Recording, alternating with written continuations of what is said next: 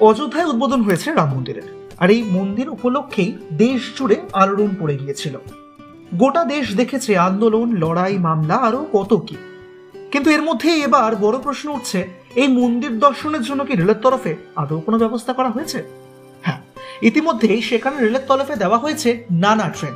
একগুচ্ছ তেজস এক্সপ্রেস যেরকম চলেছে বিশেষ বন্দে ভারত এক্সপ্রেস। আর এর মধ্যেই এবার ত্রিপুরা রাজ্য থেকে উদ্বোধন করা হলো আরেকটি বিশেষ ট্রেনের। আর সেই ট্রেন তীর্থযাত্রার জন্যই চালানো হচ্ছে বলে দাবি রেলের তরফে। অযোধ্যায় প্রভু শ্রীরামের দর্শনের উদ্দেশ্যে রাজ্যের তীর্থযাত্রীদের নিয়ে যাত্রা শুরু করে আরও একটি আস্থা স্পেশাল ট্রেন চলবে এবার।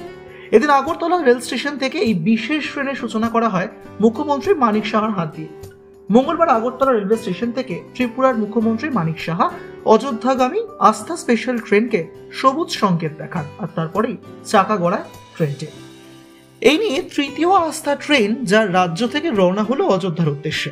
কেন্দ্রীয় সরকার উত্তরপ্রদেশের অযোধ্যায় রাম মন্দির দেখার জন্য বিভিন্ন অংশ থেকে ভক্তদের জন্য এই আস্থা বিশেষ ট্রেনের ঘোষণা করেছে আগেই। এদিন মুখ্যমন্ত্রী আগরতলা রেল স্টেশনে কয়েকজন তীর্থযাত্রীর সঙ্গে কথাও বলেন।